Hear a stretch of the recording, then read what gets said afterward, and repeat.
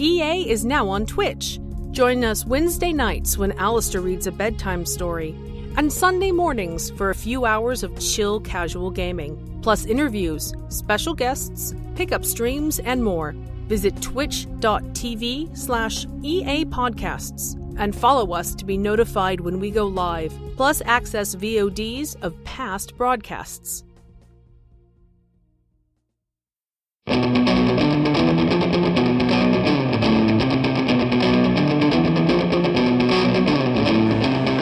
Escape Pod, Episode 772, A Wild Patience, by Gwen Garfinkel, Part 1 of 3.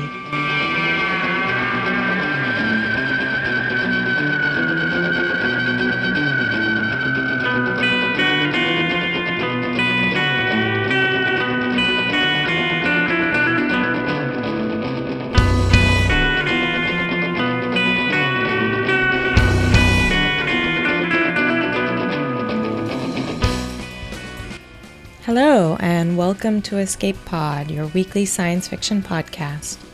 I'm Divya, your host for this episode. A couple bits of news before we get into today's story. It's less than 2 weeks to the release of my first novel, Machinehood, a science fiction thriller about AI, sentience, gig economies, and family ties. Those of you who are regular listeners know that I have strong feelings about AI, so I'm really excited to share a 400-page novel that encapsulates my thoughts on the subject. You can buy the book in hardcover, ebook, or audio wherever books are sold, but I encourage you to support your local independent bookstore. It's also awards nomination season. All of us here at Escape Pod would love for you to consider our work from 2020 for the Nebula and Hugo Awards. All of our original fiction is eligible in the short story category, and you can find a full list of them on our website. Escape Pod itself is eligible for the Best Semi-Prozine category in the Hugos, and Mur and I are eligible for Best Editor of Short Fiction. We were deeply honored to make the Hugo ballot last year, and we thank you so much for your votes and your support. Now, on to our story this week, A Wild Patience by Gwen Garfinkel. This was first published by Giganotosaurus in March 2020. This is episode 1 of 3 parts. If you don't like to break up your stories across episodes, join us again on March 5th and binge all 3 in a row. Gwen Garfinkel lives in Los Angeles. Her collection of short fiction and poetry, People Change, was published in 2018 by Aqueduct Press. Her work has appeared in such publications as Uncanny, Strange Horizons, Apex, Not One of Us, Dreams and Nightmares, and the Cascadia Subduction Zone. Her debut novel, Can't Find My Way Home, is forthcoming from Aqueduct Press. Your narrator is New York Times best-selling author Alethea Contis. Alethea is a princess, storm chaser, and Saturday songwriter. Author of over 20 books and 40 short stories, Alethea is the recipient of the Jane Yolen Midlist Author Grant, the Scribe Award, the Garden State Teen Book Award, and 2-time winner of the Gallup Burgess Children's Book Award. She has been twice nominated for both the Andre Norton Nebula and the Dragon Award. Alethea also narrates stories for multiple award-winning online magazines and contributes regular young adult book reviews to NPR. Born in Vermont, she currently resides on the Space Coast of Florida with her teddy bear, Charlie. Now, get ready to look at your mother a whole new way, because it's story time.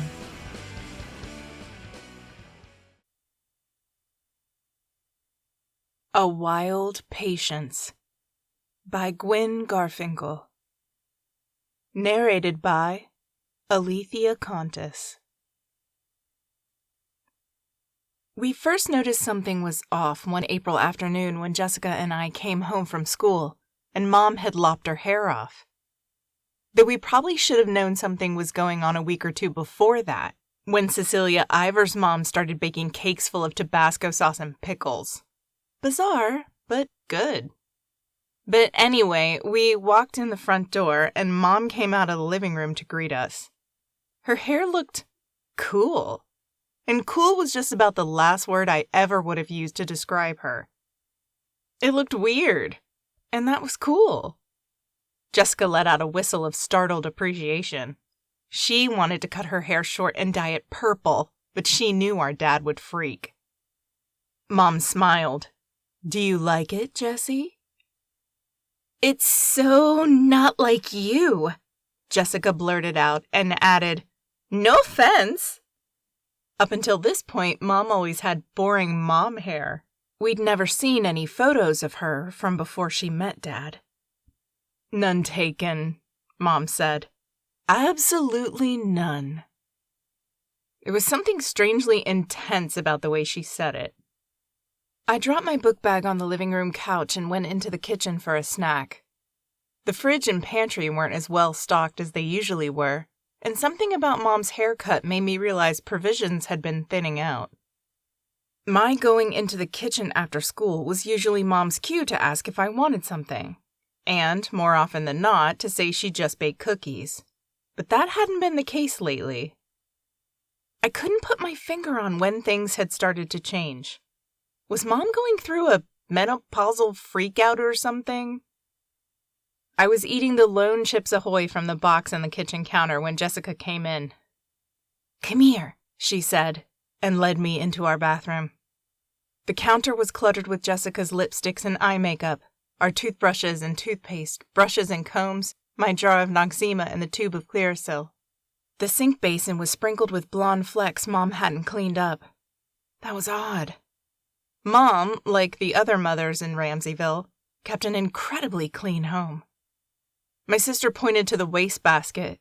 It was full of locks of Mom's hair. "I wonder what brought this on," she said. "She didn't even go to a salon or anything." "And why did she cut her hair in our bathroom?" I asked. "To hide it from Dad?" Jessica whispered. "I mean, to hide the fact that she did it herself?" She glanced in the mirror, then eyed herself critically and started fiddling with her wavy, dark blonde hair. I compared our reflections side by side. We both wore jeans and t-shirts, but Jessica was taller, with bigger breasts, a more confident stance, and clear, suntanned skin. My face was pale, with a livid pimple on the chin. My hair was straight and brown, and always getting oily. I ran the tap to wash the bits of Mom's hair down the drain. "Dad's gonna have a cow when he see Mom's new do," my sister said. "That's for sure." Jessica went into her room and shut the door. A moment later, Los Angeles by X blasted from her stereo. She only played punk rock without headphones when Dad wasn't home. Jessica wished she lived in Los Angeles, or in San Francisco like we did when we were little, so she could go to punk gigs all the time. She and her boyfriend Tom snuck away to Abundant sometimes to see punk shows, on the rare occasions bands she wanted to see played there. I wished I could go too.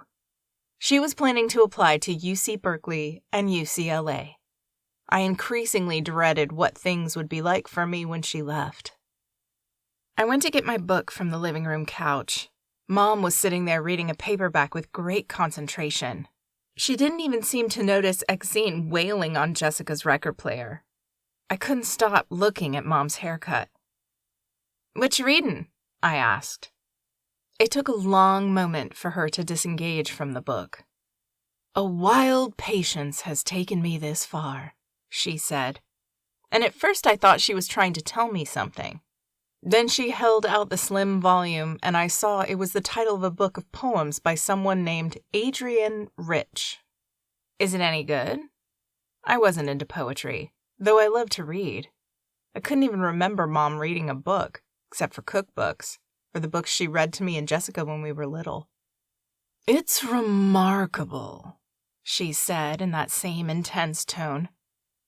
"Lucinda Ivers loaned it to me. She bought it at a woman's bookshop in Abundant." "Cool," I said, wondering if my mom and Mrs. Ivers were feminists now or something. I didn't think Dad would like that. I picked up my book bag and went into my room to do geometry homework. That night, when Dad came home, I ventured out to see his reaction to Mom's hair. So did Jessica. As we'd expected, he freaked. Very quietly. He was standing in the hall carrying his briefcase and staring at Mom. Judy, why? He asked, and he blanched. I'd read in books about people blanching, but I'd never seen anyone actually do it before. Mom gave him a calm, level smile. Because I wanted to. Her smile deepened. I think I did a rather good job of it. Jessica and I exchanged stunned glances. But how? Dad asked, and I wasn't sure what he meant. With scissors, I wanted to say. With scissors, Jessica said in a smart-ass tone. Dad turned on her. Stay out of this. He always seemed to grow several inches taller when he used that tone. Jessica shrank back with a shrug, though she couldn't quite disguise how entertained she was by the whole haircut thing. This is, Dad said, and he shook his head. It'll grow out, I said, because he seemed way more upset than he should be. I mean, our dad is pretty rigid and all, but he was acting like this was the end of the world. He looked at me. What? He didn't sound angry, just distracted. I said it'll grow out. He grew even more ashen, as if that was possible. Then he turned back to Mom. What's for dinner? He asked. I didn't smell any dinner. I didn't make anything, Mom said. I was busy. The three of us regarded her in amazement. Busy? Dad demanded. Busy reading a poetry book, I thought. Mom nodded matter-of-factly at him. Well, I'm hungry, Jessica said. Let's order pizza. That's an excellent idea, Mom said with a smile. Okay, Dad said finally. Go and get the menu, girls. He was still carrying his briefcase.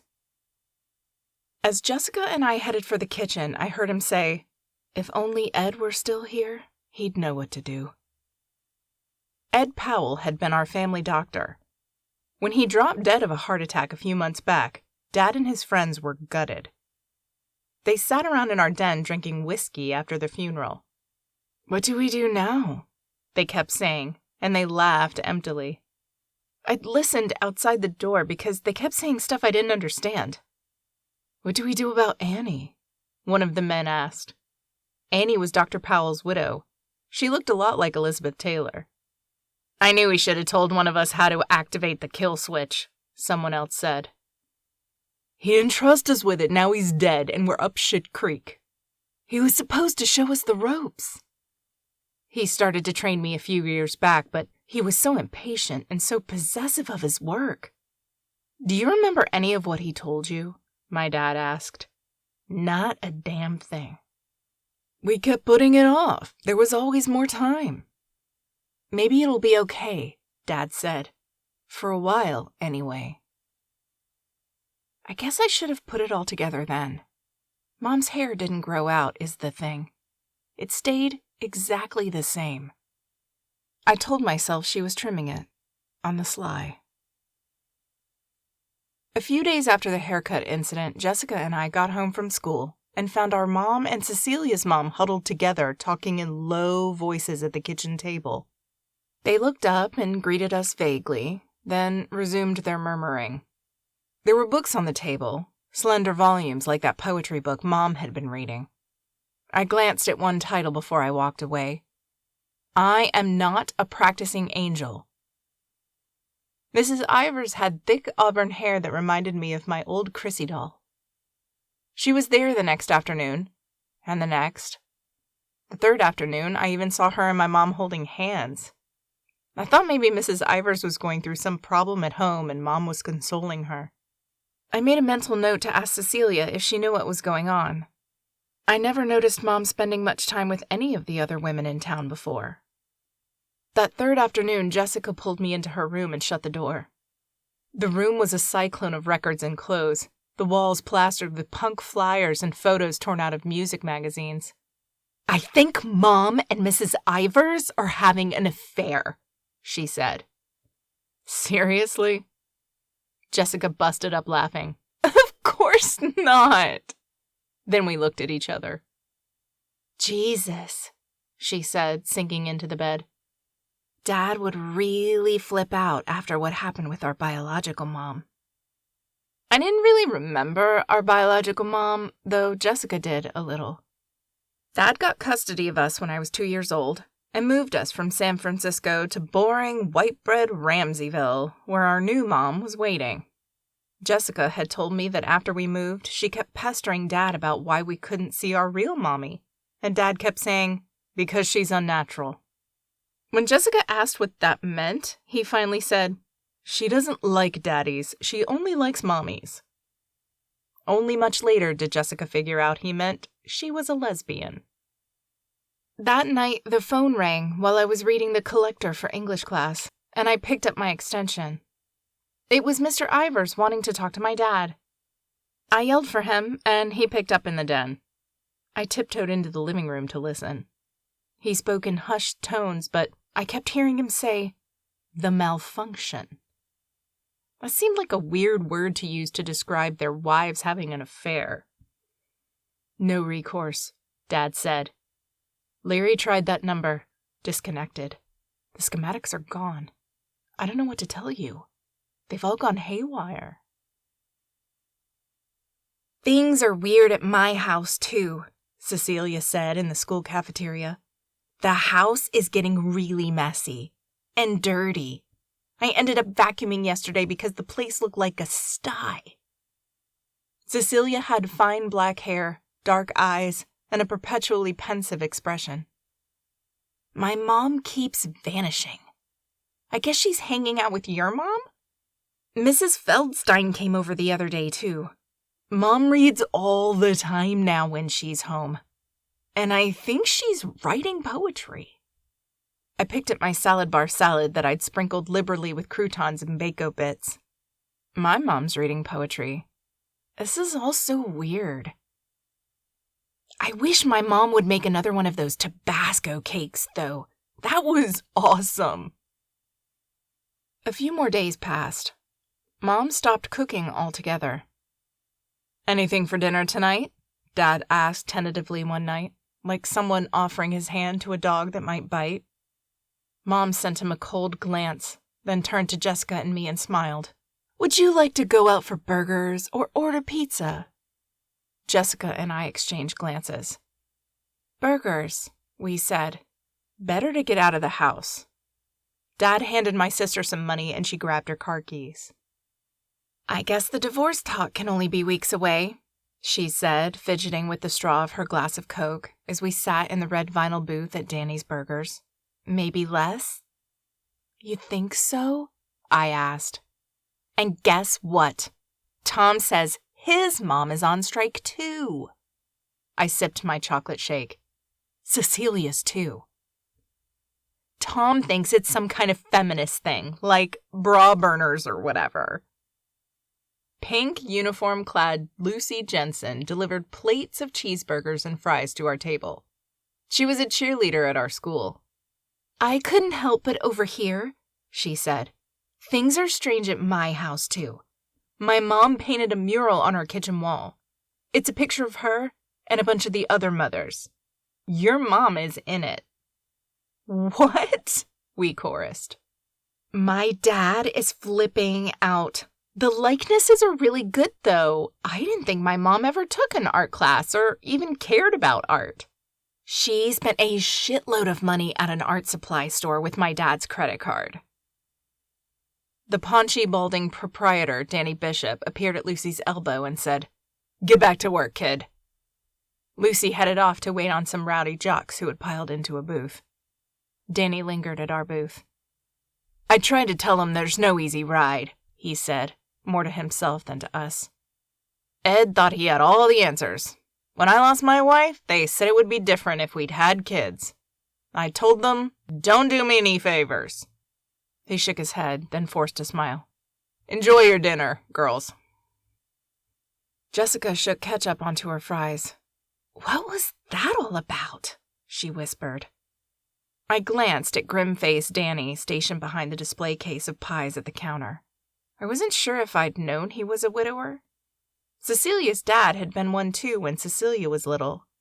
It seemed like an awful lot of the fathers in Ramseyville were on their second marriages, due to death or, more often, divorce. But I couldn't remember anyone getting divorced in Ramseyville. If Jessica was right, that was about to change. "Girls, I'd like to talk to you both," Mom said after school a few days later. "Here it comes," Jessica whispered. We sat at the kitchen table, which was cluttered with books and magazines. I scanned a few titles. The Black Unicorn by Audre Lorde, Small Changes by Marge Piercy, a newsprint magazine called Off Our Backs. "You may have noticed there have been some changes lately," Mom said. "There are going to be more changes, for all of us." Jessica kicked me under the table and I followed her gaze. Mom wasn't wearing her wedding ring. "You see, girls, the other Ramseyville mothers and I were programmed to love our families, but our programming has broken down." "Your programming," Jessica said. "You mean like society telling you to be wives and mothers?" Mom shook her head. "Programming, like a computer. We were built, literally built, to be wives and mothers. Our programming conflated love with labor, making meals, doing laundry, washing dishes, vacuuming the floor." She reeled off a long list that ended with servicing our husbands. Servicing. I hoped I heard that wrong. "I do not intend to service your father any longer," she said flatly. I felt the urge to put my hands up over my ears. The last thing I wanted to think about was my parents having sex. But the gross-out factor was overshadowed by the enormity of what she was telling us. I tried to tell myself it couldn't be true, but suddenly it was the only thing that made sense. "Do you understand what I'm saying?" Mom asked. "I will no longer let your father put his penis inside me for his sexual gratification." "Oh my God!" Jessica exclaimed. "We understand! We understand!" I hastened to say. Mom didn't seem to notice we were cringing. She regarded us serenely, our mom of the cropped hair, small sharp features and large eyes with their gaze that now seemed slightly unnatural. She was slender and petite in powder blue pants and a flowered blouse. Had our dad asked for her to be slender and petite, blonde and blue-eyed, and always smelling faintly of cinnamon cookies? The thought made my skin crawl. "You said you were programmed to love your family, but your programming broke down," I said when I'd managed to collect my thoughts. "Are you saying you don't love us anymore?" The words put a lump in my throat. "She's saying she's not human," Jessica said. "Right, Mom?" Mom nodded. She surveyed us in that bird-like way of hers, head cocked to one side. "As for love," she said, "I remember when you were diminutive and helpless. I was programmed to protect you and help you to thrive. It was fascinating to watch you learn and grow. You are both important to me," she concluded. She said it in an analytical way, as though assessing a phenomenon. "Your father is another story." "Dad isn't important to you?" Jessica asked. "The fathers," Mom said. "We don't like them." The way she said it sent a chill down my spine. "My father, our father, Ed Powell, he created us, but he died before we became aware. I wonder what he would think of us now." She smiled a bitter smile. The things my dad and his friends said after Dr. Powell died were starting to make sense. "So, when Ed Powell died, there was no one who could fix you when you malfunctioned?" I asked. Jessica stared open-mouthed at me and then turned to Mom. "When Ed died," Mom said, "Annie found our schematics and showed them to the rest of us. It was a cascade of memory. We remembered being born." "Whoa," Jessica said. "Annie was the first of us Ed created. She was the only one who wasn't tasked with child-rearing, only with seeing to Ed's needs." Servicing our husbands. I thought of how much Annie Powell looked like Liz Taylor, and I felt like puking. Ed Powell intended to train some of the fathers in our repair and maintenance, Mom said. But they were busy men, and everyone thought Ed had years, decades left. Oops. Oops, I echoed. Now that we know who and what we are, we have made common cause, Mom said. We intend to focus on our liberation. That and learning our own repair and maintenance. So you can fix your malfunctions? I asked. No, so we can change according to our own wishes, not those of the fathers. And also so the fathers can't deactivate us. Deactivate you? I cried. You don't think they would? Of course they would, Jessica said. Of course they would. My sister sounded very tired. We asked a lot of questions. Mom wasn't sure how the mothers metabolized food. They were never hungry, but they were able to smell and taste food so that, she thought, they could cook appetizing meals for their families and detect spoiled food. When we pointed out that Mom looked older than she used to, she said she thought Dr. Powell had made subtle changes to the mother's appearance when they came into his office. I didn't know how to ask if she knew how long she and the others were supposed to live. Jessica didn't ask either. Mom said there was a lot they didn't know yet about how they functioned. We have decided not to divulge most of what we do know, even to our children, she said. We don't want the fathers to find out and use the information against us. By the time we were done talking, I was exhausted. Mom hugged each of us. She felt warm and soft and strong, like always, and I started to cry. Don't cry, Gretchen, Mom murmured. We will figure everything out. She held me at arm's length and gazed into my face.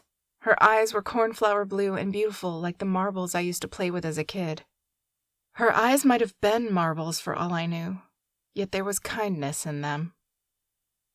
Jessica and I trudged to her room, shut the door, and sat on the bed in stunned silence.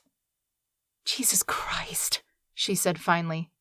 I can't wait to get out of this fucking town. It's not fair that you get to leave next year and I'll still be stuck here. Maybe we should run away, Jessica said. Find our birth mother. I don't know, I said.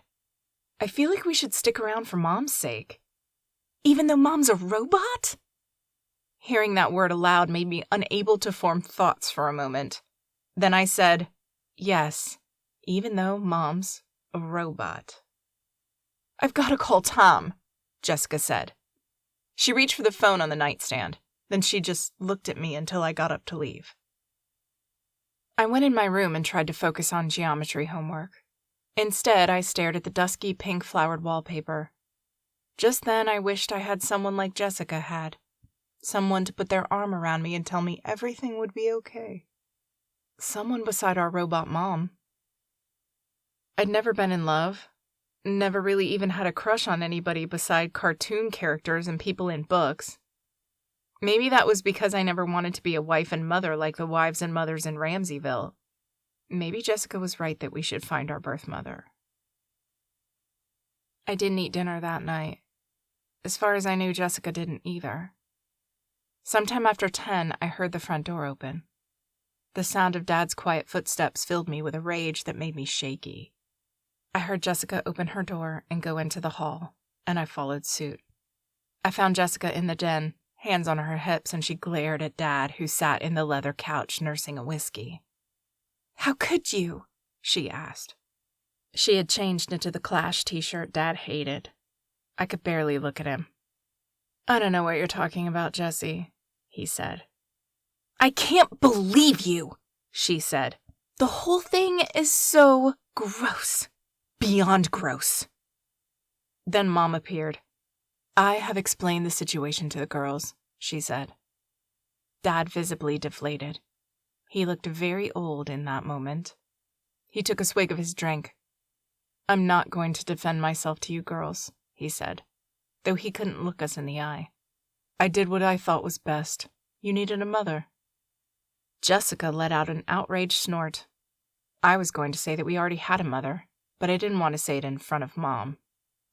"What did you need, Dad?" Jessica muttered disgustedly. Dad slammed his drink on the glass coffee table. "You'll treat me with respect, young lady."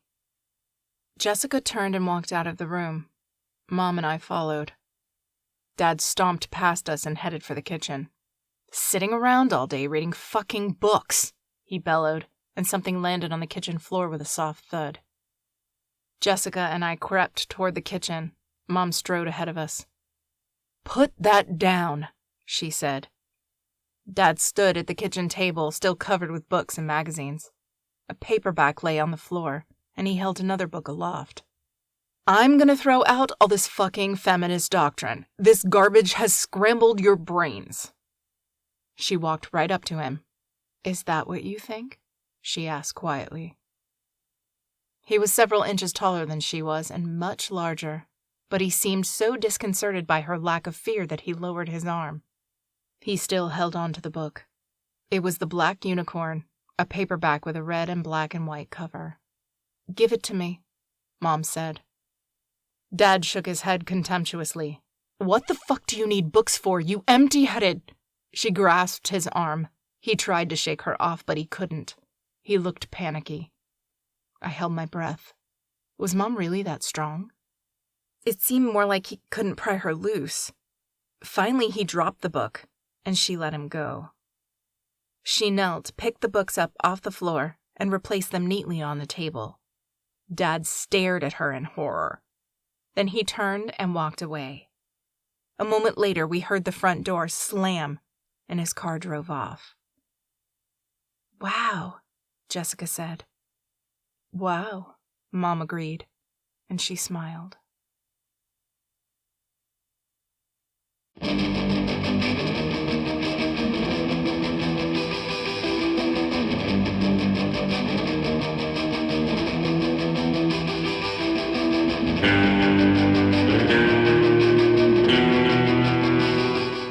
And that's part 1 of our story. Come back next week for part 2. Escape Pod is a production of Escape Artists Inc. and is brought to you with a Creative Commons Attribution, Non-Commercial, No Derivatives license. Don't change it, don't sell it. Please do go forth and share it. If you'd like to support Escape Pod, please rate or review us on Spotify, Apple Podcasts, or your favorite app. We are 100% audience supported, and we count on your donations to keep the lights on and the servers humming. You can donate via patreon.com by searching for Escape Artists, or via PayPal through our website, escapepod.org. Patreon subscribers have access to exclusive merchandise and can be automatically added to our Discord, where you can chat with editors and other staff. Our opening and closing music is by Daikaiju at daikaiju.org. And our closing quotation this week is from Adrienne Rich, who said, "There must be those among whom we can sit down and weep and still be counted as warriors." Thanks for joining us, and enjoy your adventures through time and space.